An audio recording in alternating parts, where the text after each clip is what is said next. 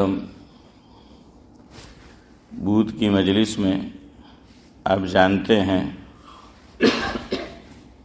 کہ دارالعلوم دیوبند اور اکابر دارالعلوم دیوبند کے تعلق سے کچھ باتیں آپ کے گوش گزار کی جا رہی ہے، اور اس میں بھی آپ کو یہ بتانا ہے کہ یہ جو حضور اکرم صلی اللہ علیہ وسلم کا روضہ آج محفوظ ہے، اس شکل میں جو ابھی موجود ہے، وہ اکابر علماء دیوبند کی محنت کا ثمرہ اور نتیجہ ہے۔ تو چونکہ حضور اکرم صلی اللہ علیہ وسلم کا ذکر کرنا ہے، لہذا ایک نعتیہ کلام جو ماجد دیوبندی نے لکھا ہے وہ پہلے آپ کی خدمت میں پیش کرتا ہوں۔ وہ لکھتے ہیں، ذکر رسول کر نہیں سکتے زبان سے، ذکر رسول کر نہیں سکتے زبان سے، توفیق جب تلک نہ ملے آسمان سے۔ ذکر رسول کر نہیں سکتے زبان سے، توفیق جب تلک نہ ملے آسمان سے۔ آسمان سے کیا مراد ہے؟ اللہ رب العزت، جی ہاں، تو وہ مراد ہے، اور بات بھی ایسی ہی ہے۔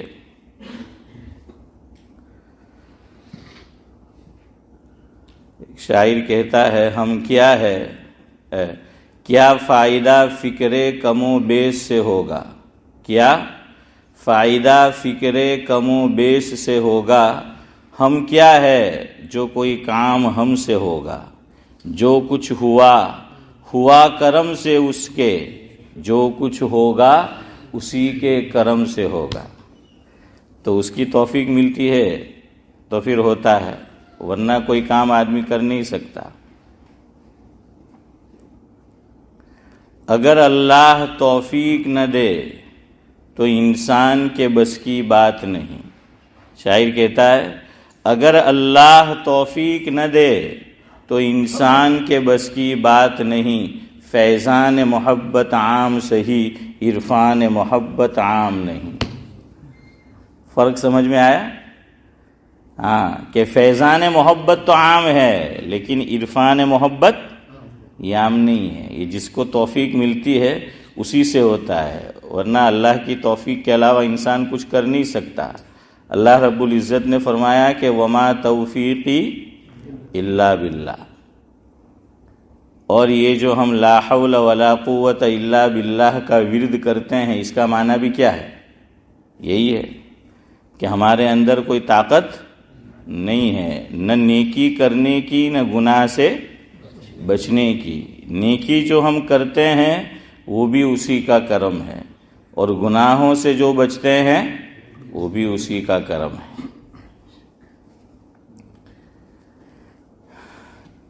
بندے کا ایک شعر ہے، بنا میں خدا چل پڑا قلم، بنا میں خدا چل پڑا قلم، حمد خدا اور نعت نبی ہو گئی رقم۔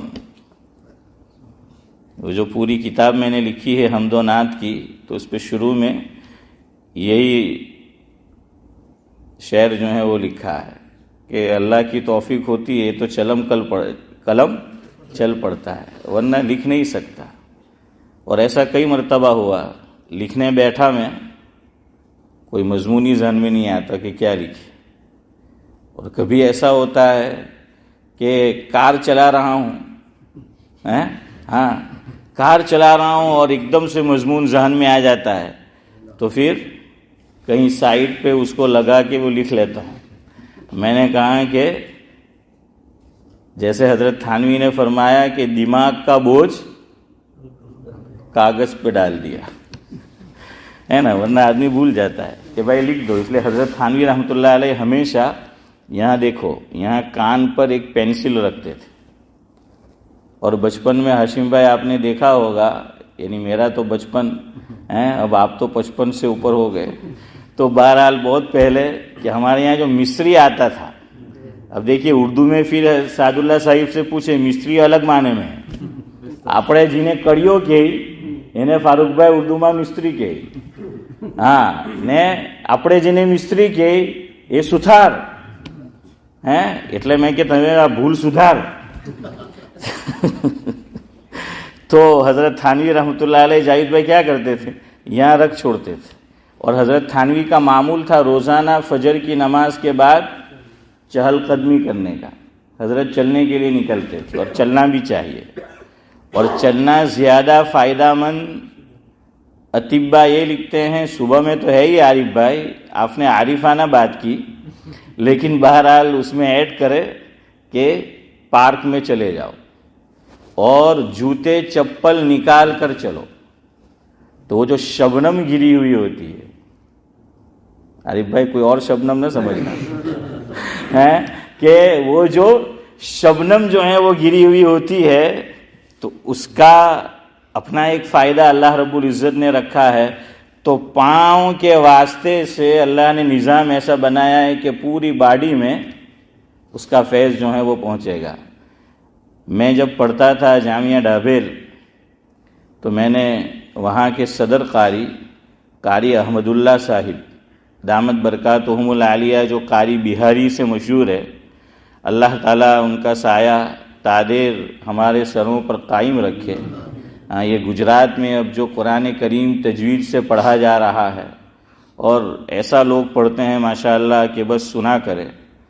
تو بہت سے لوگوں کی محنت ہے، توجہ ہے، لیکن خاص طور سے 3 نام اس میں سر فہرست آتے ہیں. ایک قاری انیس صاحب تھے، حافظ یوسف پہچانتے ہوں گے، فلاح دارین ترک سر میں. تو قاری انیس صاحب انہی کے شاگرد ہے قاری صدیق سانسرودی دامت برکاتہم العالیہ. تو یہ 2 حضرات اور یہ قاری احمد اللہ صاحب. اور اس میں جو محتمم ہوتا ہے، جو بڑا ہوتا ہے کسی بھی تنظیم کا، تو اس میں سوجھ بوجھ اور عقل چودھری صاحب ہونی چاہیے. ہمارے یہاں مسئلہ یہ ہے کہ ہم ہر ایک کو ایک ہی لکڑی سے ہانکتے ہیں. اصول اچھی بات ہے، لیکن ہر جگہ نہیں چلتے. ہر جگہ پر استثناء ہوتا ہے، اپواد جس کو گجراتی میں بولتے ہیں صدیق بھائی. اب دیکھیے ڈاکٹر کی گاڑی، ایمبولینس، پولیس کی گاڑی، فائر بریگیڈ، یہ ٹرافک لائٹ بند ہے تب بھی چلی جائے گی. ان کو اپواد اجازت حاصل ہے. اور ہدایت النحو میں جگہ جگہ یہ لکھا ہے کہ جان القوم الا حمار، کہ پوری قوم آئی مگر گدھا نہیں آیا. تو استثناء ہر جگہ ہے. حضرت تھانوی رحمۃ اللہ علیہ بڑے اصول کے پابند تھے، اصولی آدمی، لیکن کچھ لوگوں کے تعلق سے کہہ رکھا تھا کہ فلاں آدمی آئے بغیر کسی اپوائنٹمنٹ کے اور بغیر کسی میری اجازت کے، ڈائریکٹ ان کو اندر تک آنے دو. اور آپ صلی اللہ علیہ وسلم کی یہاں بھی آپ دیکھ لیں، حضرت کی زندگی میں بھی ایسا ہی تھا. شیخین کو اجازت نہیں لینی پڑتی تھی. حضرت ابو بکر صدیق رضی اللہ تعالیٰ عنہ، حضرت عمر رضی اللہ تعالیٰ عنہ، یہ ہر جگہ ہوتا ہے. لیکن بعض لوگوں کو خمار چڑھتا ہے، حیضہ ہوتا ہے اصول کا، کہ اصول اصول اصول. میں نے کہا کہ ہر جگہ نہیں ہوتا اس سے اصول. اپواد آپ کو رکھنا پڑتا ہے، استثناء آپ کو رکھنا پڑتا ہے، ہر جگہ وہ استثناء رکھنا پڑتا ہے. اللہ تعالیٰ نے بھی رکھا ہے. اللہ تعالیٰ نے قیامت کے دن حضور صلی اللہ علیہ وسلم نے فرمایا ایک خاص فگر اتنے لوگوں کو اللہ تعالیٰ بغیر حساب کتاب کے جنت میں بھیجے گا. یہ کیا ہے؟ اپواد ہے، استثناء ہے. یہ وہی تو ہے، یہ ہر جگہ ہوتا ہے. تو چاہے آپ کتنے بڑے ہیں آپ، لیکن استثناء جو ہے آپ کو حاصل ہوگا. پھانسی کی سزا کسی کو آرڈر ہو گئی ہے، لیکن جب انڈیپینڈنٹ ڈے آتا ہے تو راشٹرپتی جو ہوتا ہے تو اس کو یہ اختیار حاصل ہوتا ہے کہ پھانسی کی سزا والے کو بھی کیا کر دے، معاف کر دے. اور اسی کا فائدہ اٹھایا گیا گودھرا کانڈ میں، بلقیس بانو کیس میں. ہاں، وہ 11 کم بختوں کو، بدبختوں کو پھانسی کی سزا ہوئی تھی، لیکن بس وہی اندر گول مال سب کر کے یہ کیا گیا۔ خیر یہ تو غلط فائدہ اٹھایا گیا، یہ مس یوز ہے، لیکن یہ کہ واقعی میں وہ استثناء دینا پڑتا ہے۔ ہاں یہ ہر جگہ جو ہے وہ ہوتا ہے۔ حضرت تھانوی کے یہاں بھی جو ہے وہ ویسا ہی تھا۔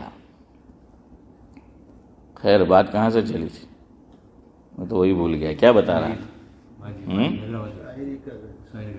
وہ تو میں روز کرتا ہوں۔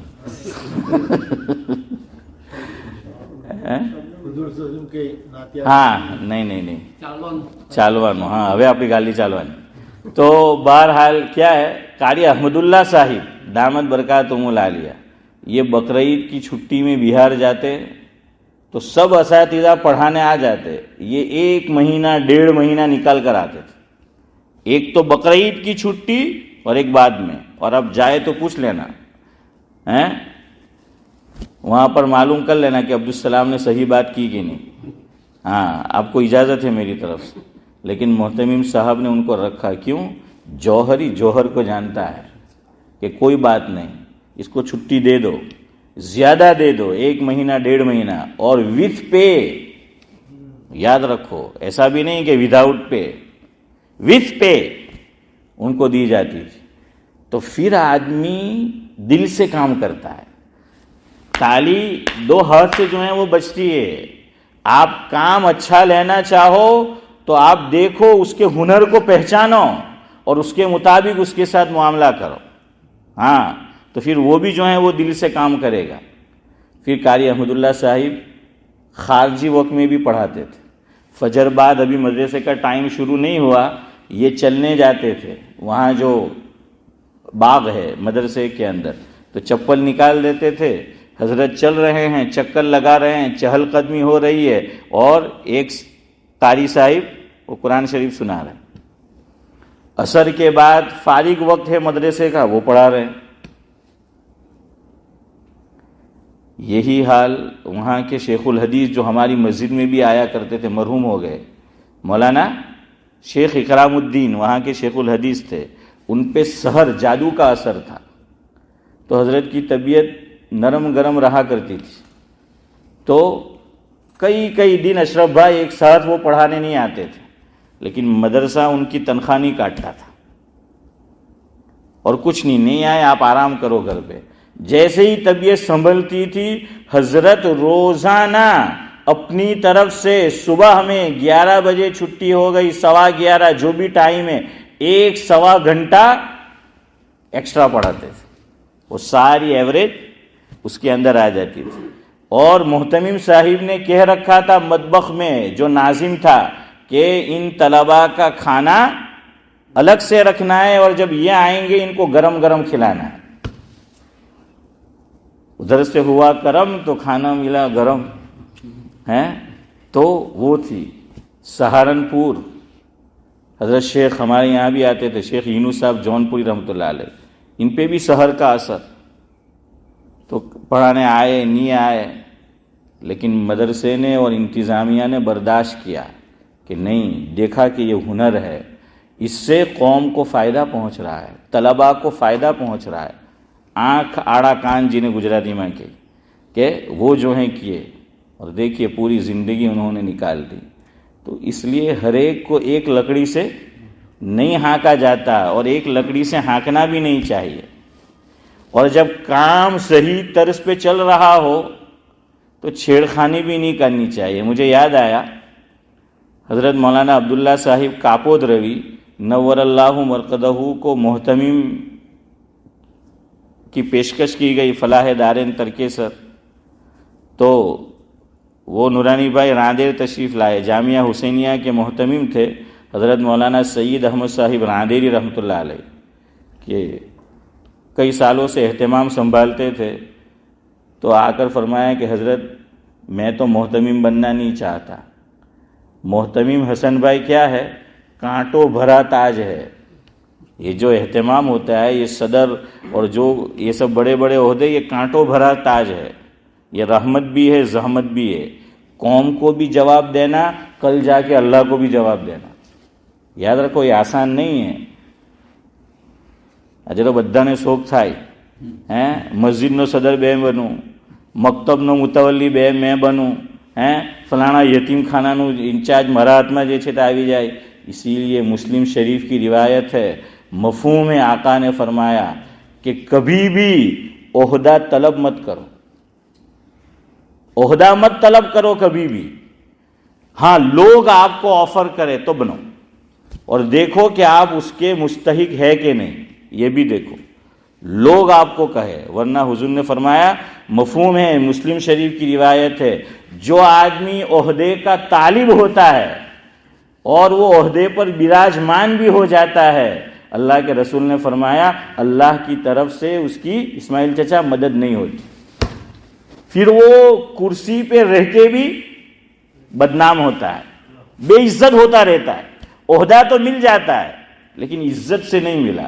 लोग बेइज्जती करते हैं, बातें करते हैं. क्यों? ये ओहदे की तलब वो खुद थी, तो हुजूर ने फरमाया कि उसकी फिर मदद वो नहीं होती है. लेकिन आज जो है वैसी ही चीज़ है और फिर देखो क्या कुछ नहीं होता है उसकी वजह से. तो बहरहाल कारी अहमदुल्लाह साहब का रोज़ाना मामूल था कि वो क्या करते थे, चलने के लिए निकलते थे तो चहलकदमी हज़रत थानवी का भी मामूल था. यहाँ पेंसिल रख छोड़ते थे और कहाँ तक पढ़ने जाते थे, जब तक एक मंजिल पूरी न हो जाए. कुरान करीम की यूसुफ भाई 7 मंजिलें हैं और हफ्ते में कितने दिन हैं? 7 दिन हैं. हाँ, छुट्टी वाला दिवस भी गण लेवानो. तो हफ्ते में सिद्दीक भाई 7 जो हैं वो दिन हैं और 7 मंजिलें हैं. और याद रखो, ये पारे की तकसीम, पहला पारा ख़त्म, दूसरा ख़त्म, तीसरा ख़त्म, ये हुजूर से साबित नहीं है, ये सहाबा से साबित नहीं है. लेकिन इसको छेड़ना नहीं है, ये चला आ रहा है, चलने दो इसको. लेकिन ये तकसीम बाद में की गई तरावी की गर्ज से और किसी और से. लेकिन ये मंजिल सहाबा के दौर से हनीफ भाई साबित है. सहाबा भी रोज़ाना एक मंजिल पढ़ा करते थे, तो 7 दिन में आसानी से एक कुरान करीम क्या हो जाएगा? ख़त्म. और मंजिल आप देखना, एक तो डाभेल जाओ तो पानी में मिलेगी, हैं फारूक भाई? जिनको मालूम है वो समझ गए. हाँ, तो एक वो मंजिल है. एक कुरान में आप देखना ऐसे साइड पे लिखा होगा, मंजिल 1, मंजिल 2, मंजिल 3, ये सब मंजिल है. तो रमज़ान में भी अगर आपको कुरान शरीफ पढ़ना है, ये बहुत आसान है. एक एक मंजिल पढ़ो तो 7 दिन में कुरान शरीफ क्या हो जाएगा? वो आसानी से वो ख़त्म हो जाएगा वो मंजिल. तो हज़रत थानवी यहाँ पर पेंसिल रखते थे, जहाँ कोई बात याद आई उसको क्या करते थे? लिख लेते. और हज़रत फरमाते थे कि दिल का बोझ कागज़ पे डाल दिया. खैर बहरहाल, तो मैं ये कह रहा था कि माजिद देवबंदी ने लिखा है, चले शुरू के 4 शेर सुना दूँ फिर बात आगे चलते. वैसे पूरा कलाम आपको सुनाना था.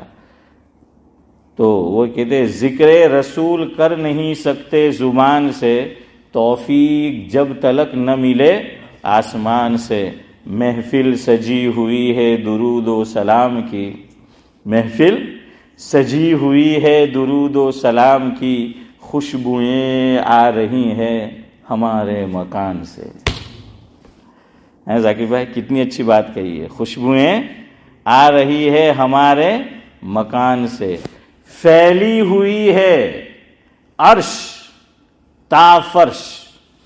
जानते हो ना अर्श? नहीं जानते तो पीछे देख लो, बैठा हुआ है. हैं? फैली हुई है अर्श ताफर्श रोशनी. वो देखो आ रहा है कोई कितनी शान से. इम्तियाज भाई, किसका तस्करा है? हुजूर का. किसका तस्करा है? हुजूर का. हाँ, कि वो रोशनी फैली हुई है अर्श ताफर्श रोशनी, वो देखो आ रहा है कोई कितनी शान से. अल्लाह अकबर, क्या शेर कहा है अगला. अल्लाह ताला हमारा शुमार भी उसमें फरमा दे कि जो शायर ने बात कही है और सही बात कही है कि हुजूर ने अल्लाह से वादा लिया, उम्मत को मेरी हशर में शर्मिंदगी न हो. हैं सादुल्लाह साहब, امت کو میری حشر میں شرمندگی نہ ہو، مہمان وعدہ لے کے چلا ہے میزبان سے۔ اشارہ سمجھ آیا کدھر ہے یوسف بھائی؟ معراج کدھر ہے؟ معراج، ہاں یہ لوگ کو میراج کھائی انہیں جلدی سمجھ آ رہا ہے فاروق بھائی۔ تو معراج کہ بھائی میری امت کو کیا کر دینا، بخش دینا۔ اللہ تعالیٰ ہمارا شمار بھی حسن بھائی انہی لوگوں کے اندر جو ہے فرمایا۔ چلے آگے چلے، جب سعودی پر سلطان ابن سعود اور اس خاندان کا قبضہ ہوا تو انہوں نے کیا کیا، سب علامت تبرکات اللہ کے نبی صلی اللہ علیہ وسلم کے، آپ کی فیملی کے تھے، ایک کے بعد ایک کو نورانی بھائی کیا شروع کر دیا، مٹانا۔ اب ان کا لاسٹ ٹارگیٹ تھا، اگلا اور لاسٹ ٹارگیٹ، کہ یہ حضور صلی اللہ علیہ وسلم کی جو قبر مبارک ہے اور یہ جو روضہ جسے میں اور آپ گنبد خضرا کہتے ہیں، تو یہ چاہتے تھے کہ اس کو بھی گرا دے۔ یہ بالکل ان کا پلان ہو گیا تھا اور سب طے ہو چکا تھا، لیکن چونکہ سعودی حکومت نے اس سے پہلے بہت سے جو تبرکات تھے اس کو مٹایا، ختم کیا، تو دنیا بھر میں اس کا پتہ چل گیا، تو ایک شور ہونے لگا، لوگ ناراض ہوئے، اور خاص طور سے اہل ہند، اس میں سب آ گئے، پاکستان بھی آ گیا، بنگلہ دیش بھی آ گیا، افغانستان بھی آ گیا، انڈیا، یہ سب اکھنڈ بھارت، تو یہ لوگ زیادہ ناراض ہوئے، اور انہوں نے اپنی ناراضگی سلطان تک پہنچائی کہ اگر آپ نے گنبد خضرا کو گرایا تو یہ بات اچھی نہیں ہوگی، آپ جتنا ڈیمیج کرنا تھا کر سکتے تھے، اقبال بھائی کیا ہے، کر چکے ہو تم لوگ، لیکن اب یہاں ہاتھ مت ڈالنا۔ تو سلطان ابن سعود نے کیا کیا، انڈیا سے ہمارے اکابر علماء دیوبند ان کو دعوت دی اپنے خرچے سے، اور ان کو بلایا سلطان نے حجاز۔ ان میں کون لوگ تھے؟ سر فہرست علامہ شبیر احمد عثمانی نور اللہ مرقدہ، سید سلیمان ندوی علیہ الرحمہ، مولانا محمد علی جوہر علیہ الرحمہ، اور ان کے بھائی مولانا شوکت علی، اور دیگر اشخاص بھی موجود تھے۔ یہ قافلہ پہنچا، سلطان ابن سعود نے ایک اجلاس رکھا تھا، اس میں انہوں نے پہلی تقریر، ان کی اول تقریر ان کی تھی پہلی، تو انہوں نے اس میں یہ باتیں کہی، جلدی جلدی میں اشارہ کر دوں۔ نمبر 1 کہ جو 4 ائمہ ہے اس کو تو ہم برداشت کرتے ہیں کہ ان کا جو فروعی اختلاف ہے تو کوئی بات نہیں۔ دوسرے نمبر پر یہ کہا کہ قرآن و سنت یعنی توحید اور رسالت کے ہم قائل ہے اور اس پر ہم جمے ہوئے ہیں، اس میں ہم کوئی کمپرومائز نہیں کریں گے، چاہے دنیا ہم سے راضی ہو یا ناراض ہو، لیکن قرآن و سنت کے خلاف کوئی کام ہم نہیں کریں گے۔ تیسری بات انہوں نے یہ کہی کہ ہم یہود و نصارہ کو غیر مسلم سمجھتے ہیں۔ کیوں سمجھتے ہیں؟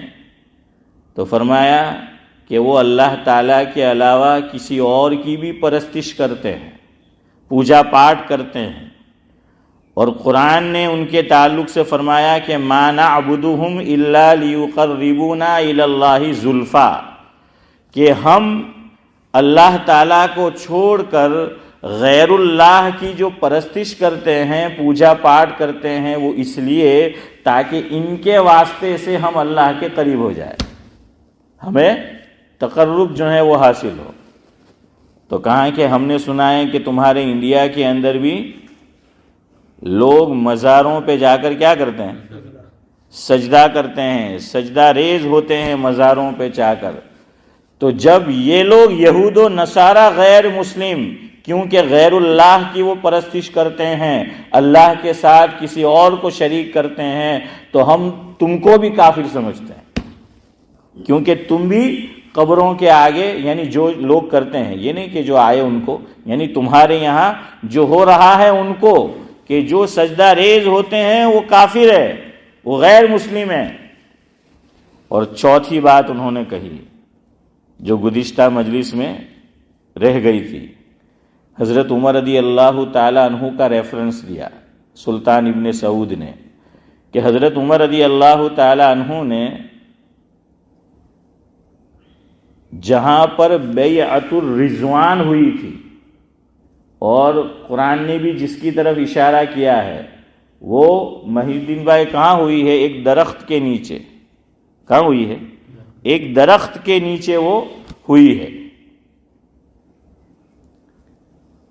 تو حضرت عمر رضی اللہ تعالی عنہ نے اس درخت کو جب حضرت امیر المومنین تھے اس کو کٹوا دیا تھا۔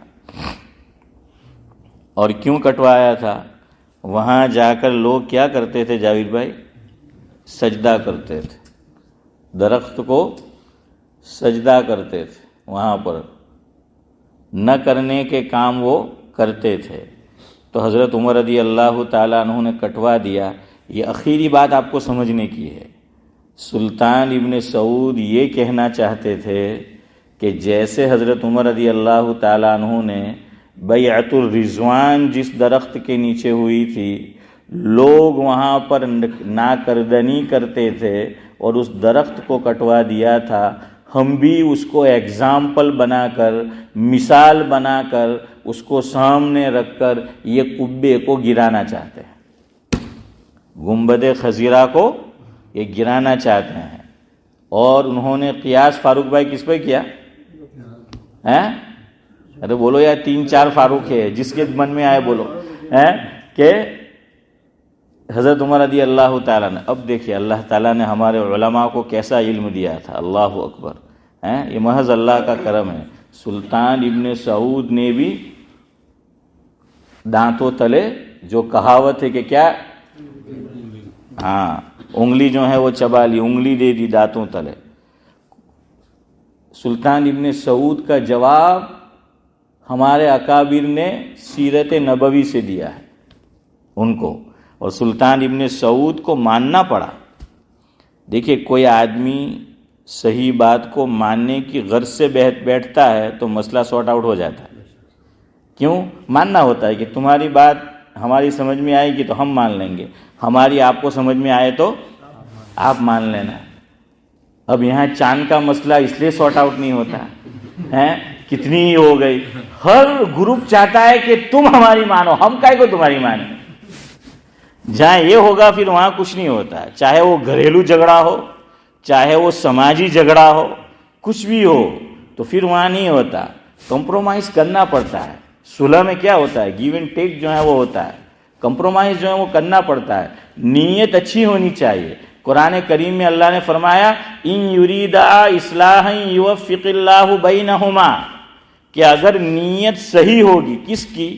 میاں بیوی میں جھگڑا چل رہا ہے اور جو پنچایت بٹھائی گئی ہے، اگر یہ بیٹھنے والوں کی نیت بھی صحیح ہے، ہسبینڈ اینڈ وائف کی نیت بھی صحیح ہے کہ وہ ساتھ میں رہنا چاہتے ہیں، بس یہ جھگڑا ہے اس کو نمٹایا جائے، اللہ نے فرمایا اگر نیتیں صحیح ہے ہم دونوں کے دلوں کو ملا دیں گے۔ یہ بات جو بگڑتی ہے نا وہ پہلے سے، وہ سب سیٹ ہوتا ہے۔ ہمارے یہاں مشورہ بھی مذاق ہوتا ہے بعض مرتبہ، پہلے سے بات طے ہوتی ہے اور کمیٹی بلائی جاتی ہے۔ اب دیکھیے میں کمیٹی بولوں گا تو آپ کچھ غلط مطلب مت لینا، میں ایک عام بات کر رہا ہوں۔ پرابلم یہ ہے یہاں پہ میرے خواب و خیال میں میرا فرشتہ بھی نہیں جانتا، اب ایک عام ورڈ ہے میں وہ بولتا ہوں، لوگ خاص جگہ فٹ کرتے ہیں فاروق بھائی، تو اب میں کیا کروں؟ کمیٹی ہی بولا جاتا ہے نا کہ بھائی جو بیٹی ہے وہ ایک ورڈ ہے۔ تو اگر کوئی بھی جھگڑا ہو، سماجی اور دینی جو بھی کوئی ہو اختلاف، اگر نیت صحیح ہے مان لینے کی ہے تو مسئلہ سارٹ آؤٹ ہو جاتا ہے۔ سلطان ابن سعود کی نیت صحیح تھی، جو مجلس انہوں نے بلائی اجلاس، ان کی نیت صحیح تھی کہ تمہاری بات ہماری سمجھ میں آئے گی ہم مان لیں گے، اور ہماری بات آپ کی سمجھ میں آئے تو آپ مان لینا. ہاں ایسا ہی ہونا چاہیے. ورنہ ہمارے حضرت مولانا ابرار احمد صاحب دھلیاوی رحمۃ اللہ علیہ ذاکر بھائی سناتے تھے, بعض لوگ بہت ہوشیار, وہ کیا کہتے ہیں کہ ہمیں تمہارا یہ مہمان بنی نہ ہوں تو تمہیں ہوں آپ ہو, نے تمہیں ہمارا یہ مہمان بنی نہ آو ہے تو تمہیں ہمارا ہر ہوں لیا ہو. یعنی دینے کی بات نہیں, دونوں جگہ کیا ہے, ہاں لامزل لی, تو وہی جو ہے ہوتا ہے. خیر چلے ایک بات کہہ کر گفتگو ختم کرتا ہوں, 5-7 منٹ زیادہ لے لیتا ہوں چونکہ کل چھٹی رکھیں گے انشاءاللہ. آپ تعلیم کر لینا. وہاں آنکھ میں وہ گارڈن کلین کر رہا تھا تو وہ سیدھا وہ چیز اڑ کے آنکھ میں لگی ہے, اور چشمہ میں نے پہنا نہیں تھا, تو خیر ابھی وہ درد کر رہا ہے, دیکھا لال لال ہو گیا, آپ کو دکھ رہی ہے. تو یہ 3-4 دن سے ہے, لیکن آج سے کچھ درد زیادہ ہے, تو اب کل جو ہے وہ چھٹی رکھتے ہیں. تو 5-7 منٹ لے لو اس کی جگہ. میں صرف قبے وال تو آپ کو 3-4 مثال دوں. اب ہمارے اکابر جو انڈیا سے آئے تھے انہوں نے آپس میں مشورہ کر لیا کہ سلطان ابن سعود کی تقریر کا جواب کون دے گا؟ علامہ شبیر احمد عثمانی رحمۃ اللہ علیہ. اللہ اکبر ہیں. اور انہوں نے مثالیں بھی سیرت نبوی سے دی. سلطان سے فرمایا کہ جہاں پناہ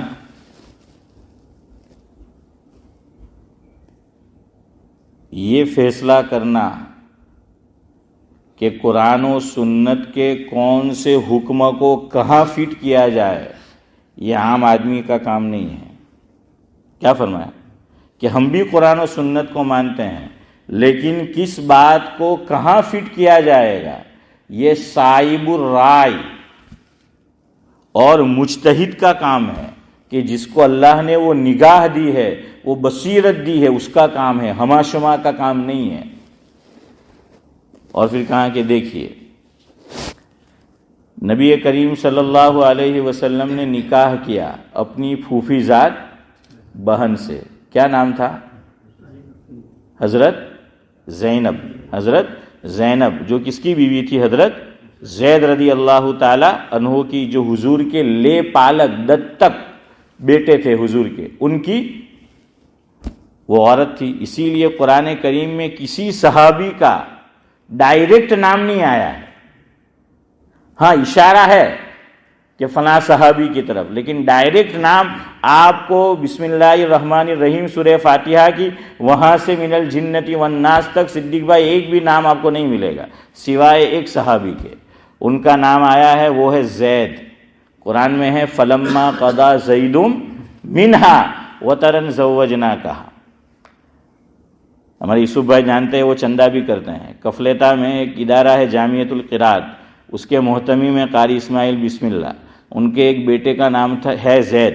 میں جب وہاں پڑھاتا تھا یوسف بھائی, وہ چھوٹا تھا, تو اس کو سکھا دیا ہوگا گھر والوں نے. کوئی پوچھتا کہ ترو نام ہوں تو کہ اعوذ باللہ من الشیطان الرجیم بسم اللہ الرحمن الرحیم. میں کہ بھائی ہوں کہ نام پوچھا تو شروع ہو گیا تھا کہ فلما قضا زید منہا.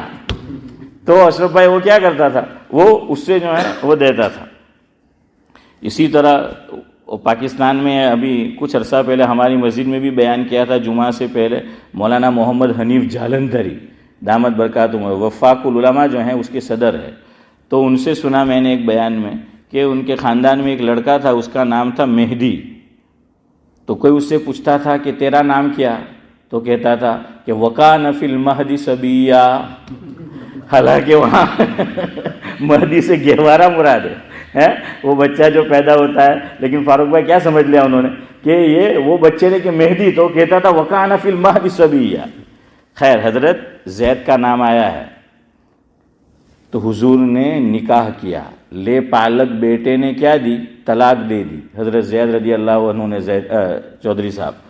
اور حضور نے اس میں کسی کا لحاظ نہیں کیا کہ مکہ والے کیا کہیں گے, خاندان والے کیا کہیں گے, لوگ کیا کہیں گے, کسی کی پرواہ نہیں کی کہ جو کہنا ہو کہتے رہے. لیکن نکاح کیا, حالانکہ وہ منہ بولے بیٹے کی بیوی ہے, بہو ہے, لیکن حضور نے کیا, کیوں؟ ایک رسم کو توڑنا تھا. یہ ایک مستقل ٹاپک ہے. وہیں دوسری مثال دی علامہ شبیر احمد عثمانی نے کہ کعبۃ اللہ ابھی جو موجود ہے وہ بنائے ابراہیمی پر نہیں ہے. کہ حضرت ابراہیم علیہ السلام نے جو کعبۃ اللہ بنایا تھا نا، ابھی آپ جا کر دیکھنا، وہ اس طرح نہیں ہے. حضرت ابراہیم نے جو بنایا اس میں حتیم کا حصہ بھی شامل تھا، حتیم کا حصہ اس میں شامل تھا. پھر توڑ دیا حجاج بن یوسف نے، اور پھر وہ ہوتا رہا. تو حضور کی چاہت یہ تھی کہ میرے جد امجد حضرت ابراہیم علیہ السلام نے جو کعبۃ اللہ بنایا تھا، سعد اللہ صاحب، میں بھی ویسا ہی بناؤں کہ حتیم کا حصہ شامل ہو. اللہ اکبر. علماء نے کتنی پیاری بات لکھی یہاں کہ اچھا ہوا کہ حضور نے یہ کام نہیں کیا، اللہ نے نہیں کروایا. اور یاد رکھو، زیادہ مایوس نہ ہو اگر مجھے اور آپ کو کعبۃ اللہ کا گیٹ میرے اور آپ کے لیے نہیں کھلتا ہے، اور کھلے گا بھی کیسے؟ ہمارے لیے تو گھر کا گیٹ بھی جلدی نہیں کھلتا.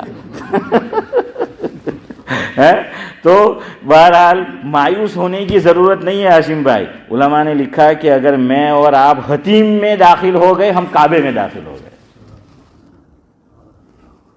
سب کو سبحان اللہ بولنا چاہیے تھا، لیکن وقت زیادہ ہو گیا تو تھک گئے. تو فاروق بھائی بھی ہاں کہہ رہے.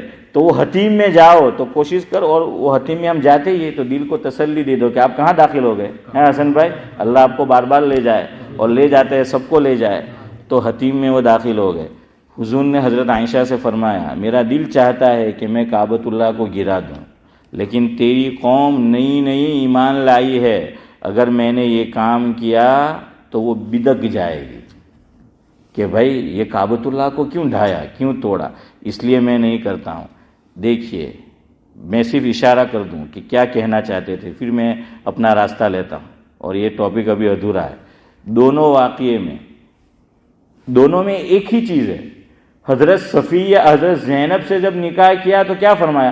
لوگوں کو جو بات کرنی ہو کرے، جو کہنا ہو لوگوں کو کہے، لیکن اس کا لحاظ نہیں کیا اور وہ کام کر گزرے.